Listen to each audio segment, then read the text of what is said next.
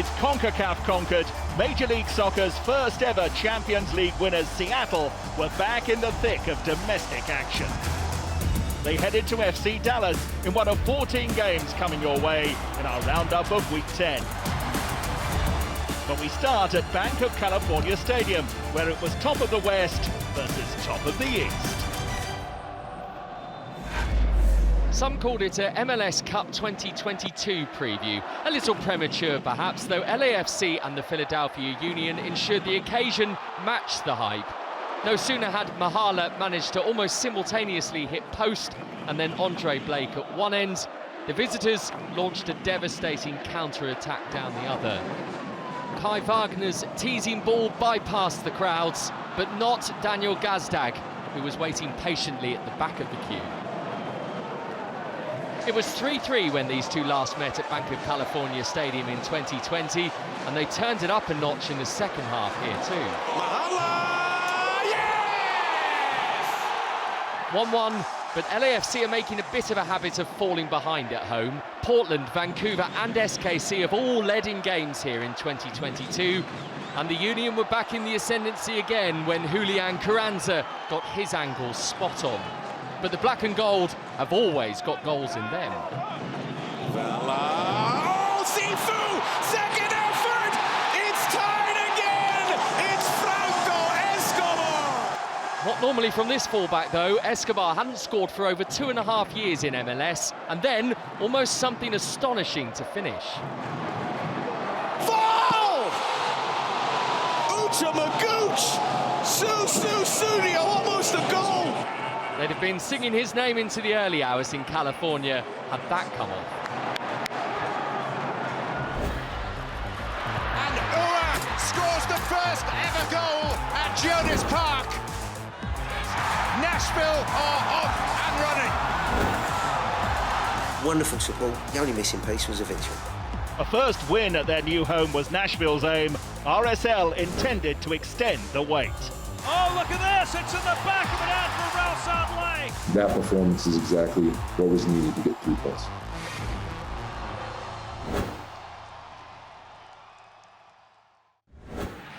Commentary comes from Sam Parkin and Chris Wise.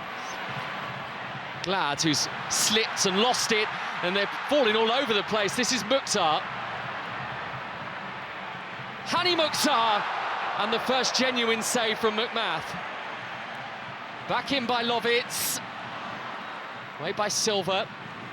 McMath makes a really good save in the end. That's deflected slightly, I think, as well, and makes it an even better save. Seja Sapong, neat, McCarthy. Mukhtar to stretch his legs. Silva going with him, Mukhtar went for goal. All the angles covered by McMath. As the ball's travelling there, Mukhtar recognises he's either got to check out, bring someone else into play, or flash one towards the target. Goes for the latter, and comfortable save from McMath. Mukhtar, it was disguised for Davis.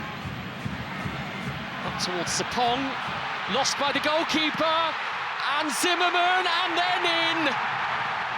It's Romney who got the goal eventually. And for the first time at GEODIS Park, Nashville lead in an MLS game. It took an absolute eternity to find its way into the back of the net. An almighty scramble in there, but Romney's purchase, when it came to him, that he was able to find on the strike, was absolutely perfect to take it into the net.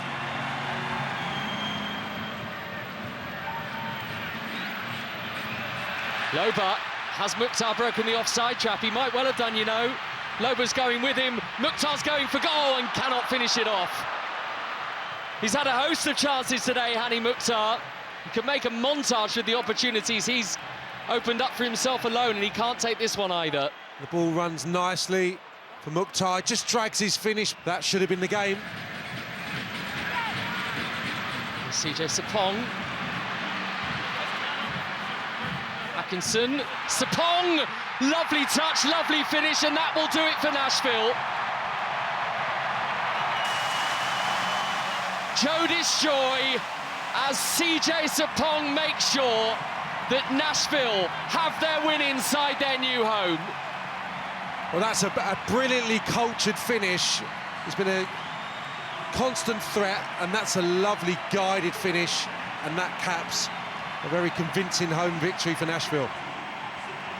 The boys in gold, shimmering in the sunshine at GEODIS Park. It's finished Nashville 2, Real Salt Lake 0.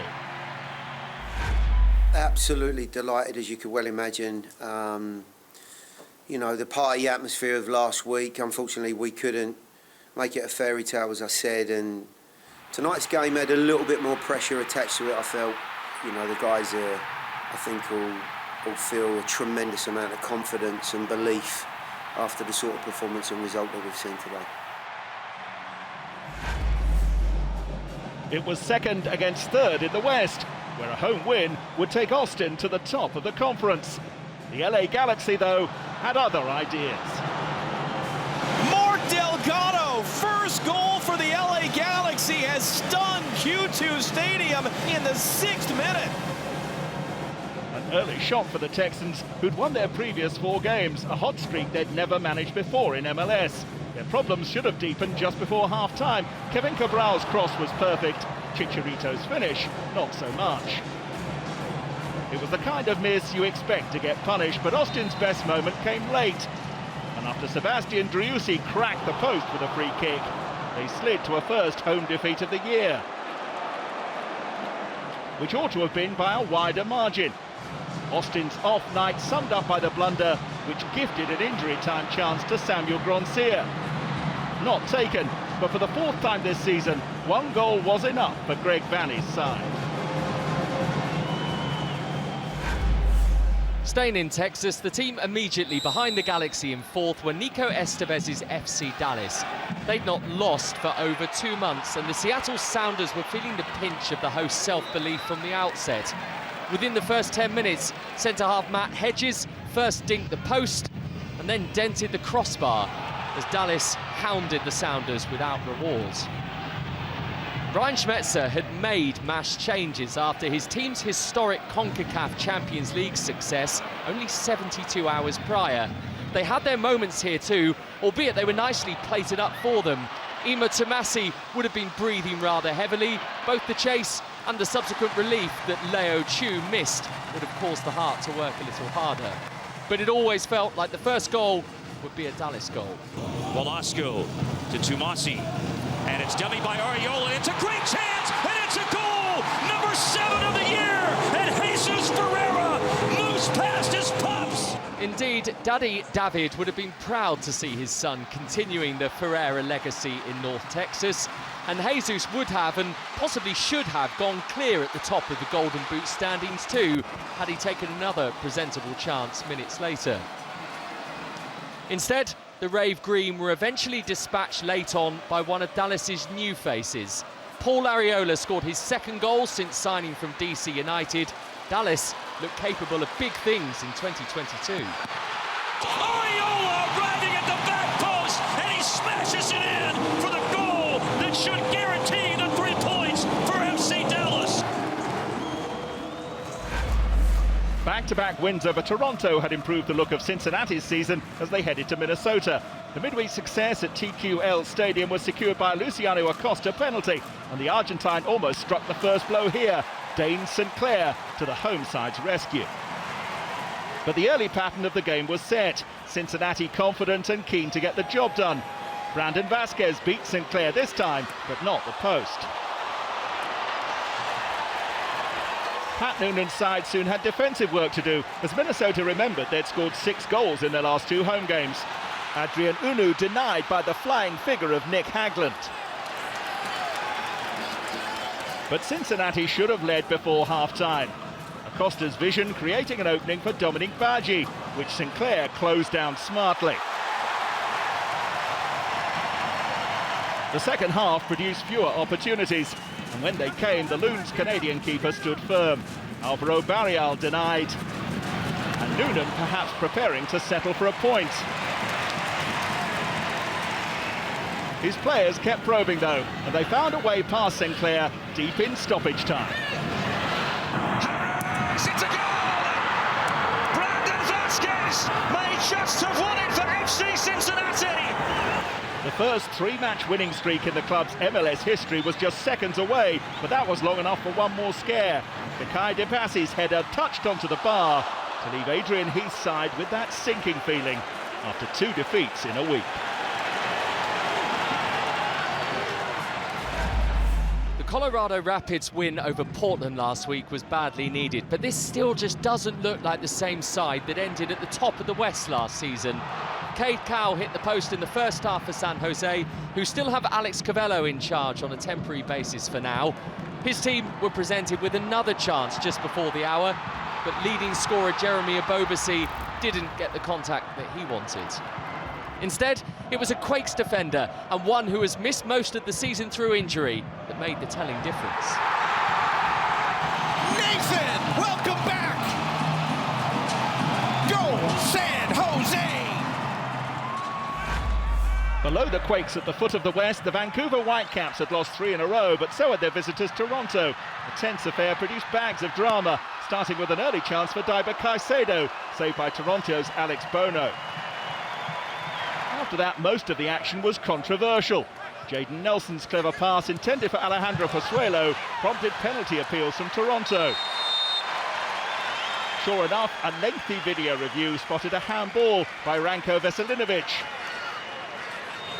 But Pozuelo's spot kick barely tested Thomas Hasal. Vancouver's next scare was even more significant, as Toronto did find the net midway through the second half. Hasal's heroics seemingly in vain, as Nelson slammed the ball home. Only for the officials to decide that the keeper had the ball under control. The visitors aggrieved by a decision coach Bob Bradley later described as a mistake. But Hasal was forced to leave the field with a hand injury, and his replacement was soon involved. Jordan Peruzza's header clawed to safety by Cody Cropper. A personal highlight on his Vancouver debut. The team's big moment came in the 90th minute. Lucas Cavallini, the creator, as the Whitecaps snatched just their second win of the season. Toronto's fate sealed by a familiar face. And it's knocked in for the Whitecaps. Tosin Ricketts, the former TFC man. And it's over the line. Inter Miami have the lead in Seattle. 3 wins in 4 lit a spark in Miami's season. Campana, and again, with a swagger and a smile. And in the Queen City, Charlotte have reigned supreme. Benefort times it into the upper V. And it's gone in. It's an Olympico. A hat-trick of home wins for the league newcomers.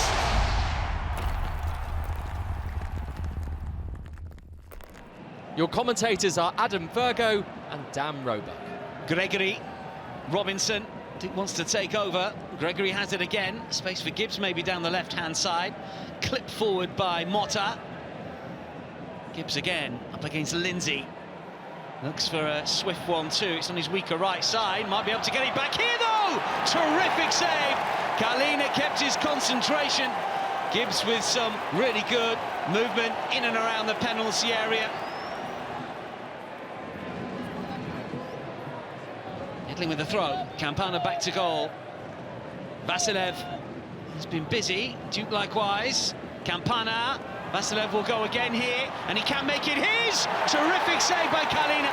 There's a big chance there for Inter Miami, and you probably have to say on the face of the game, they probably had the best 2 chances to find the back of the net. Have averaged 53% possession this season. That number at half-time was 50. But they've had more of the ball since the restart, certainly here, Charlotte. But it's Miami coming forward now. Step over Wisney. Terrific play. Gibbs this time denied again. And nodded back to the keeper. Cool as you like by Fuchs. As somehow Charlotte escaped. Well, the best 2 chances have fallen to Kieran Gibbs in this game. Could he have just had the awareness, maybe, to square it to Campana, rather than going for goal himself?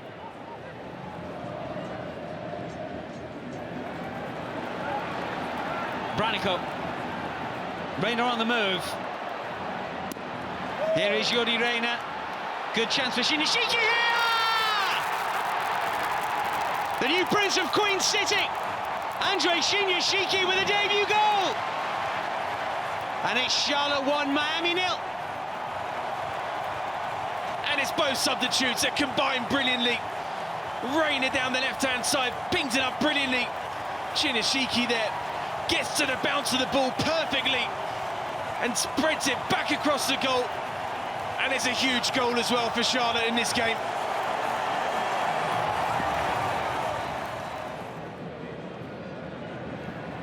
The diagonal out to the left flank. This is Jordi Reyna. Oh, gets away from DeAndre Yedlin. Oh, side netting. Well, there was 3 players waiting for the pullback. That was wonderful skill. Yedlin ended up on his backside.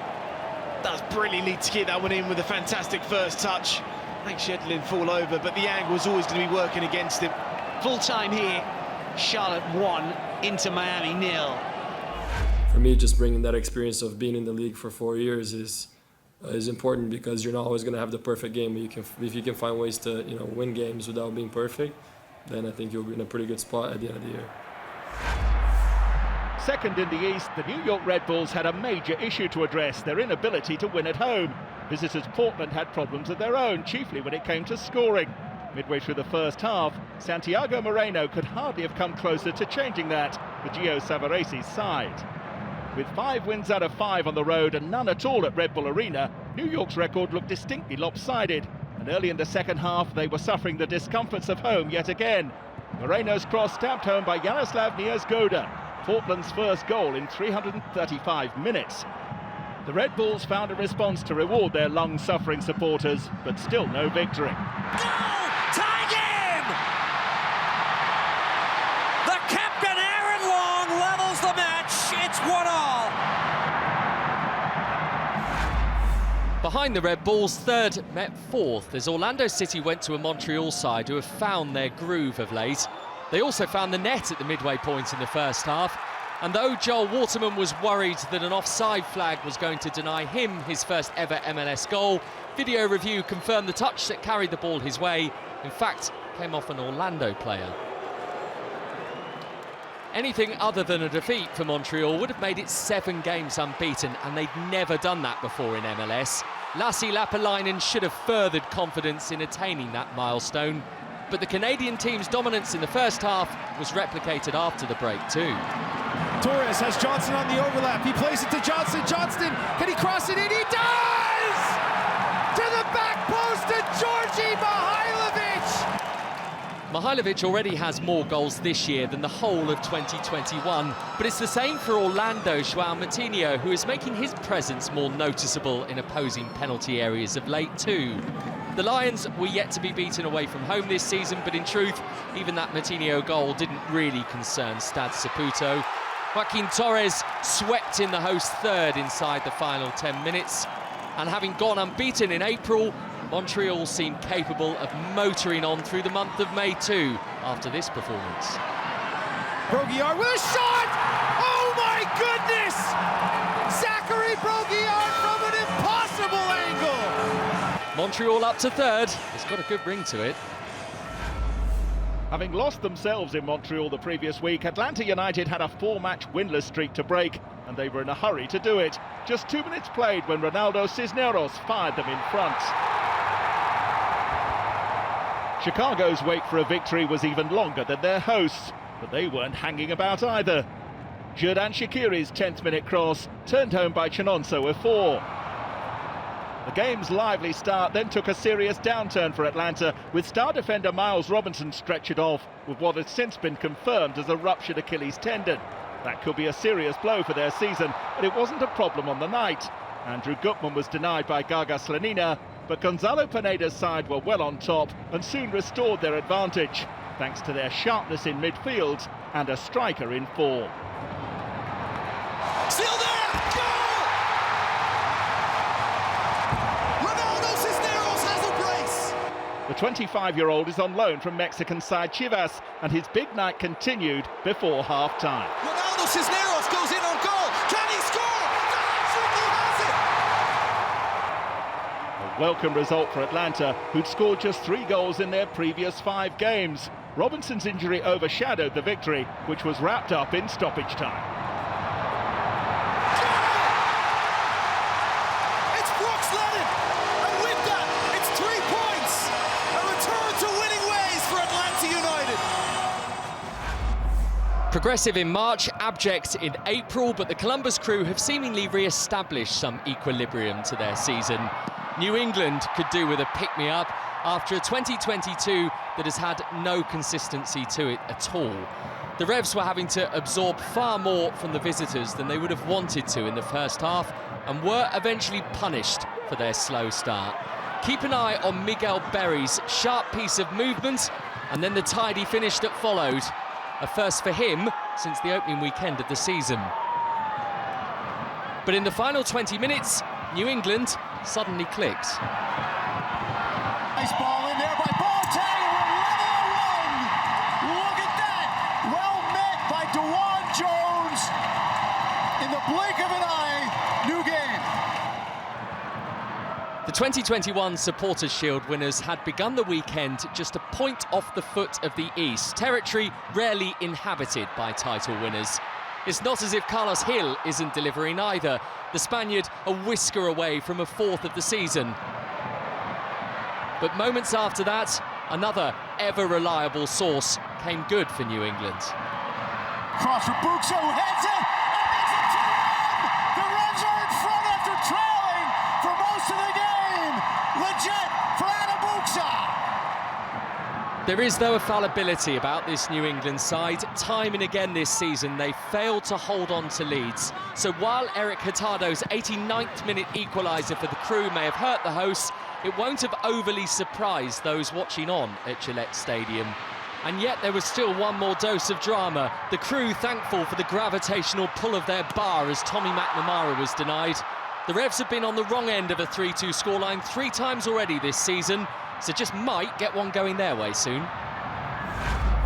A tally of 7 goals conceded in their previous 3 games suggested that DC United had defensive frailties to deal with, and it certainly looked that way midway through the first half. Houston's Darwin Quintero couldn't breach a desperate rearguard. Paulo Nagamura's side might have been relieved to escape Texas after defeats by Dallas and Austin, but this road trip went sour once Taxi Funtas lifted DC into the lead.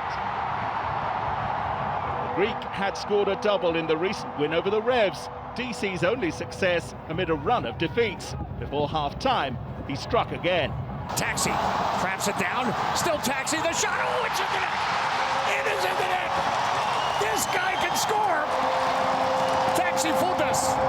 2 for Taxi, and 1 precious win for the home side, slightly spoiled by an injury to keeper Bill Hamid. Funtas was denied a hat-trick by Steve Clark's save, but DC's clean sheet will please interim coach Chad Ashton. The Dynamo's momentum stalled by 3 straight defeats. Having scored 14 goals across 3 consecutive home games, NYCFC supporters were back at Citi Field, and therefore you feared slightly for opponents Sporting Kansas City, who hadn't won since March. But the hosts, without top scorer Tati Castellanos, lacked the potent jabs that others had been on the end of in recent weeks. And it was almost SKC that produced the knockout blow. Daniel Shalaway's lunging attempt appeared to make contact exclusively with the post, but a second angle clearly showed goalkeeper Sean Johnson was the reason the Hungarian didn't score. A draw at the defending MLS Cup champions might be just what struggling SKC needed. NYCFC drop a place to 6th in the Eastern standings after that draw, and it's FC Cincinnati who are up to 5th. Philadelphia continue to lead the way, while Chicago slip to bottom spot. The top 5 in the West are unchanged, but the Galaxy and FC Dallas have closed the gap to a single point on Austin, who sit in 2nd. A first win at their new home has moved Nashville up to 6th. And we leave you with that maiden victory at GEODIS Park for the boys in gold. Sapong, lovely touch, lovely finish, and that will do it for Nashville. Along with big wins in the East for Atlanta. Ronaldo Cisneros goes in on goal. Can he score? He has it! And Montreal. Broke yard with a shot! Oh my goodness! This copyrighted broadcast of Major League Soccer may not be retransmitted, reproduced, or rebroadcast without the express written consent of Major League Soccer.